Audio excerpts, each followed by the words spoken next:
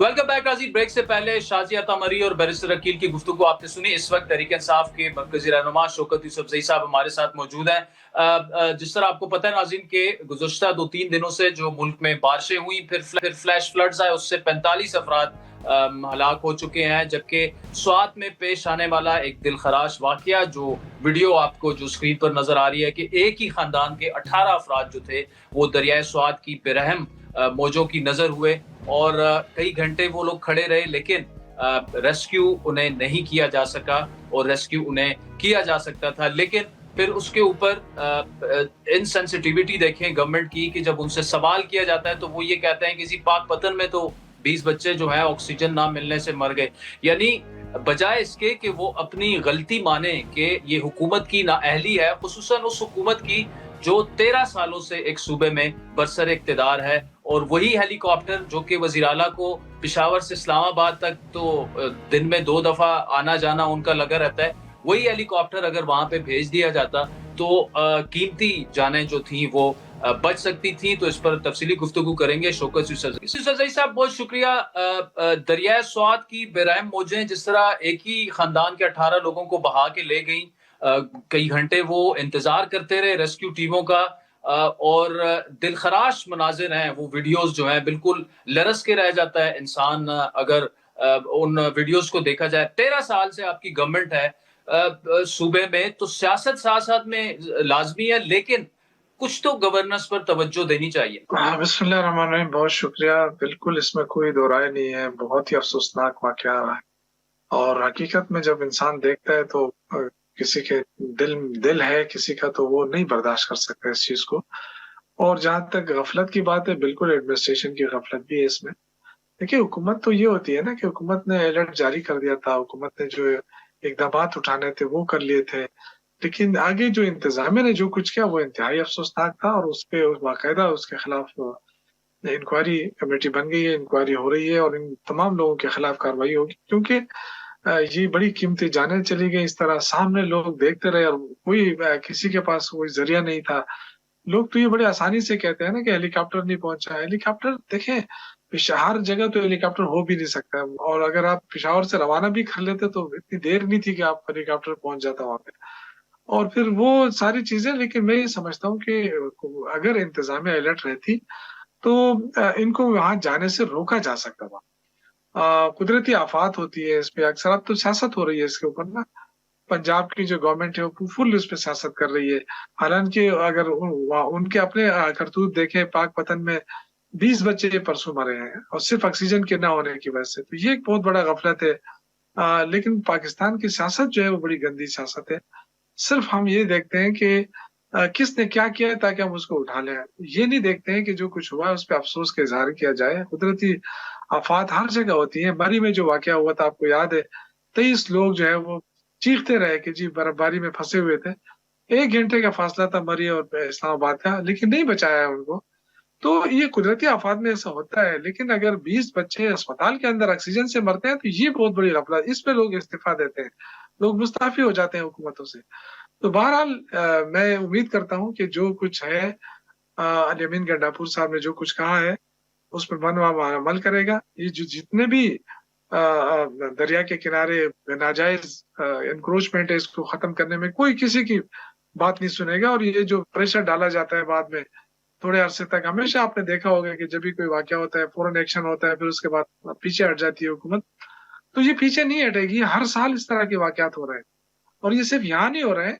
ये आप देखें दरिया सिंध में भी हो रहे हैं। हमारा जो इलाका है वहाँ हर साल हम लोग जो है ना इसी तरह चले जाते की बात दुरुस्त है कि 200 फुट तक जो है दरिया के दोनों किनारों पर आप आबादी नहीं कर सकते, लेकिन इस आबादी की इजाजत भी ऑब्वियसली आप ही की हुकूमत ने दी। और दूसरी बात यह कि देखिए शौकत साहब, जब आपसे ये सवाल किया जाता है कि 18 लोग जो है एक ही खानदान के, आप नहीं उसे बचा पाए, जवाब ये मिलता है कि जी 20 लोग तो पाकपतन में ऑक्सीजन ना मिलने की वजह से भी बेचारे जान से गए, बच्चों की बात मैं कर रहा हूं। तो जिम्मेदारी कबूल करनी चाहिए, अकाउंटेबिलिटी होनी चाहिए, बजाय इसके कि जी ठीक है 18 इधर मरे हैं लेकिन 20 तो उधर भी मरे हैं। तो कम से कम ये पॉइंट स्कोरिंग इन मामलात में किसी के बच्चे थे, किसी की वो फैमिली थी, उन पर आज कयामत गुजर रही है। मैं आपके साथ एग्री करता हूँ।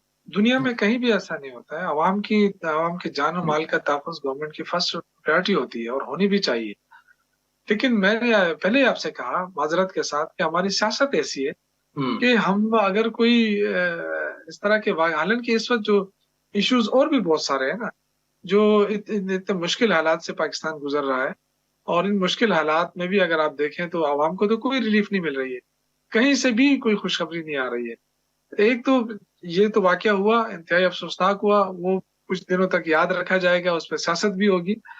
लेकिन जो लोग ज़िंदा रह गए हैं, उनके लिए जो कुछ हो रहा है इस वक़्त पहले बिजली महँगी कर दी, फिर गैस महँगी कर दी, अब इसी तरह पेट्रोल अब महँगा करने का ऐलान हो रहा है।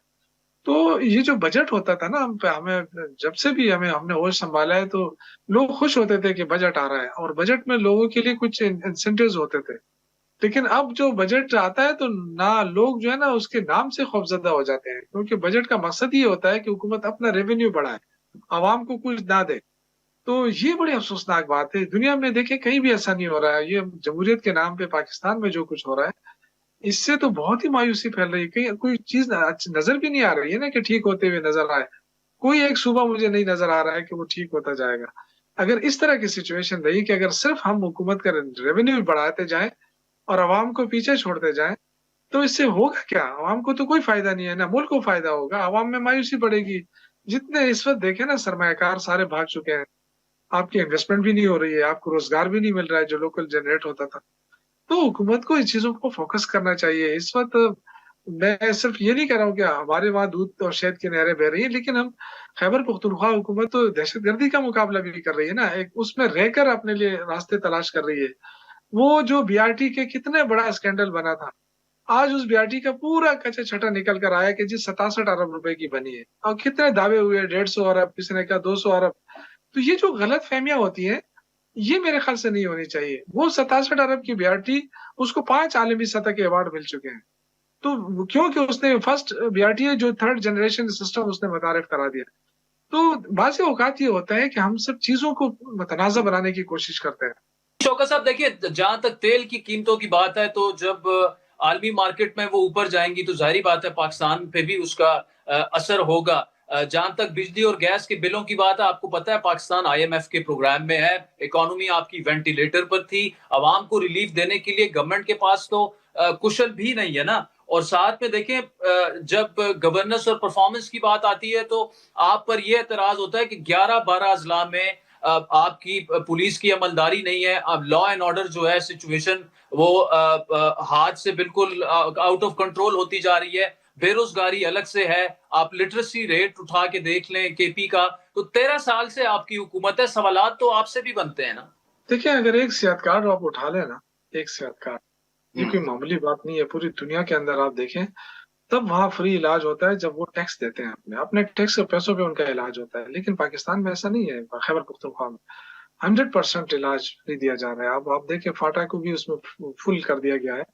तो अब उसकी वो भी बढ़ा दी गई है कि अगर किसी भी लिवर ट्रांसप्लांट को भी कर दिया गया है, बोन मैरो ट्रांसप्लांट भी कर दिया गया है, जिगर का भी किडनी का भी कर दिया गया है। तो ये वो प्रॉब्लम थे लोगों को जो बेचारे सालों-साल से अपने घर-बार बेचकर भी इलाज नहीं करा सकते थे। आज अल्हम्दुलिल्लाह खैबर पख्तूनख्वा में कम से कम लोगों को ये इश्यू नहीं है, उनके पास अगर शादी कार्ड है, वो किसी भी हॉस्पिटल में जाके इलाज करा सकते हैं। आप पर इल्जाम तो ये भी है ना कि जब खान साहब वजीर आजम थे तो जनरल फैज के साथ मिलकर हजारों तालिबान को, खवारिज को अफगानिस्तान से बुलवा कर दोबारा बसाया गया केपी में। देखिए, ये बात अब पुरानी हो गई है और उसमें कई दफ़ा जवाब भी दे दिया दिया जा चुका है कि वो जो फैसला हुआ था उसमें ठीक है, लेकिन वो फैसला इमरान खान का तो नहीं था ना, वो हम्म, तो रियासत का फैसला था। और फिर ये है कि बहुत सारे लोग तब आए जब इमरान खान की हुकूमत खत्म हो गई थी। तो अगर ये फैसला गलत था, तो रियासत ने क्यों नहीं रोका? हम्म, अगर आप आज तनकीद कर रही है, कुछ लोग तनकीद कर रहे हैं हमारे ऊपर या इमरान खान के ऊपर या किसी और के ऊपर, तो अगर फैज़ हमीद ने भी फैसला किया था, तो फैज़ हमीद ने कोई अपनी शख्सी तौर पे तो नहीं किया होगा ना, एक इदारे ने किया होगा। तो फिर तो उनको चाहिए था, हुकूमत को, शहबाज शरीफ को चाहिए था कि उस फैसले को रोक लेते कि जी मज़ीद लोग ना आएँ। तो इस तरह मैं ख़ैर समझता हूँ कि ये सिर्फ़ जान छुड़ाने वाली बात है। अगर अगर अगर ये इस तरह कोई वाक़या हो भी रहा है या हुआ है, तो उसके लिए हिकमत अमली क्या है? शहबाज शरीफ ने अब तक क्या किया है? मेरा बहुत बड़ा सवाल है ये। کہ انہوں نے کہا ہماری معیشت ٹھیک ہو گئی. اگر معیشت ٹھیک ہو گئی ہے تو پھر قرضے کیوں لے رہے ہیں؟ ابھی اور قرضے لیں گے. اگر معیشت ٹھیک ہو گئی تو عوام کو ریلیف کیوں نہیں مل رہا ہے؟ آپ دیکھیں نا، بجلی مہنگی، گیس مہنگی، پیٹرول مہنگا، تو اور چیزیں کہاں سے سستی ہوں گی؟ پھر اگر آپ نے معیشت ٹھیک کر دی ہے تو پھر آپ کی ایکسپورٹ کیوں کم گر رہی ہے؟ آپ کا کپاس کیوں کم ہو رہا ہے؟ آپ چینی جو آپ نے مہنگے داموں ایکسپورٹ کرنے کا دعویٰ آپ کر رہے ہیں، تو پھر اس سے مہنگا آپ امپورٹ کیوں کر رہے ہیں؟ یہ آپ کی کون سی حکمت عملی ہے؟ اور پھر چینی کے ٹھیکے آپ اپنی کمپنیوں کو دے رہے ہیں، اوپن کیوں نہیں کرتے تاکہ لوگ اوپن باہر مارکیٹوں سے منگائے اور سستی بجلی دے عوام کو، سستی چینی دے. لیکن آج دیکھیں یہ ساری چیزیں ہیں، ہمیں اس پہ بحث کرنی چاہیے اور میڈیا کو چاہیے کہ ان ایشوز کے اوپر آئے، کیونکہ جو لوگ اس چیز کا دعویٰ کر رہے ہیں ان سے پاکستان نہیں چل رہا، کوئی ایک ادارہ ان سے نہیں چل رہا. شوکت یوسفزئی صاحب، thank you so much for joining us. ناظرین، وقت ہو جاتا ہے ایک بریک کا، جس کے بعد پروفیسر ڈاکٹر عادل نجم صاحب ہمیں جوائن کریں گے. بات کریں گے ایران اور امریکہ تعلقات کی.